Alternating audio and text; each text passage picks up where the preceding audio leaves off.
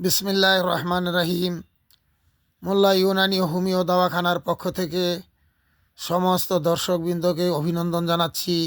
আজকে আমি অত্যন্ত গুরুত্বপূর্ণ একটি ভিডিও নিয়ে আপনাদের সামনে হাজির হয়েছি। ভিডিওটি শুরু থেকে শেষ পর্যন্ত দেখলে এর গুরুত্ব বুঝতে পারবেন। ভিডিওটি শুরু থেকে শেষ পর্যন্ত না দেখলে এটাকে ভালো মতন বুঝতে পারবেন না এবং বানাতেও পারবেন না। তাই না টেনে শুরু থেকে শেষ পর্যন্ত ভিডিওটি দেখবেন এবং এটাকে যেভাবে প্রসেস বলা হয় ওইভাবে আপনারা বানাবেন। আজকের টপিক হচ্ছে পেট ব্যথা। পেট ব্যথা এমন একটা যন্ত্রণাদায়ক রোগ যে পেটের ভিতরে যদি ব্যথা হয় তো অনেকে মাটিতে ঘোরাঘুরিও দিয়ে থাকেন। পেট ব্যথা কি কি কারণে হয়? সবচেয়ে বড় যেই কারণ সেটা হচ্ছে কোষ্ঠকাঠিন্য কষার জন্য। কারো 2 দিন 3 দিনেও এরকম বাথরুম ক্লিয়ার হয় না, যার কারণে তাদের এরকম পেটে ব্যথা হয়। এবং বদহজমের কারণে হয়, অর্থাৎ ফুড পয়জন। বিভিন্ন ধরনের খানা খাদ্য একসাথে খাইলে এরকম পেটের ভিতরে বদহজম হয়, যার কারণে ঢেকুর আসে এবং পেট ফুলে যায়। নানান ধরনের উপসর্গ দেখা দিতে পারে। তো আজকে আমি যে ভিডিও আপনাদের জন্য আনছি এটা পেটের যাবতীয় রোগের জন্যই ইনশাল্লাহ কাজ করবে। কোষ্ঠকাঠিন্য থাকবে না, পেট ব্যথাও থাকবে না এবং পেট ফুলবে না, এগুলি সবই হয়ে যাবে। 2-1টা ঢেকুর আসবে, আপনার পেট নর্মাল চলে আসবে। তো এই জন্য আমি কথা না বাড়িয়ে আপনাদেরকে আইটেমগুলি দেখাইতেছি। প্রথমে আমি যে জিনিসটা নিচ্ছি এটার নাম হচ্ছে নিশাদল। এটা নিয়ে নিতে হবে আপনার 4 গ্রাম।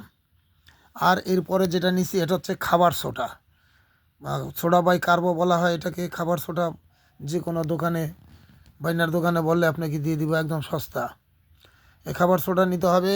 আর এখানে নিতে হবে শুন্ঠি আদা।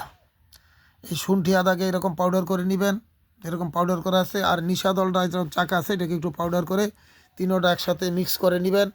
একসাথে মিক্স করে আধা গ্রাম, অর্থাৎ 500 মিলিগ্রাম, এটাকে আধা গ্রাম বলা হয় 500 মিলিগ্রামে 1 গ্রামের অর্ধেক।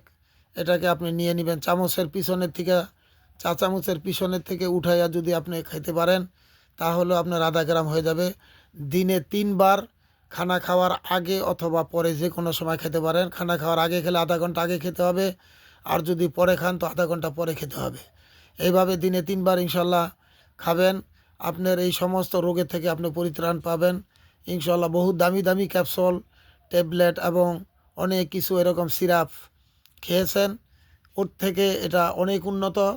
একবার খেয়ে এটাকে পরীক্ষা করুন। ভিডিওটি যদি আপনাদের কাছে ভালো লাগে অবশ্যই লাইক, শেয়ার, সাবস্ক্রাইব করবেন। সদকা জারিয়া নেকির নিয়ত করবেন। আমিও সদকা জারিয়া নেকির নিয়ত করি, যা সমস্ত ভালো ভাইদের উপকার হয়। তো আপনারা এইভাবে করবেন। ভিডিওটি বেশি বেশি প্রচার প্রসার করলে আমার আরও বেশি ভিডিও দিতে উৎসাহ বাড়ে। এজন্য আপনারা অবশ্যই এটাকে বেশি বেশি শেয়ার করবেন এবং অবশ্যই আপনারা নিজে ঘরে বানিয়ে রাখবেন। এটা বাচ্চাদেরকেও দিতে পারবেন। বাচ্চাদেরকে দিলে এই 2 আঙ্গুলে যতটুকু ওঠে এই পরিমাণ দিয়ে দিবেন।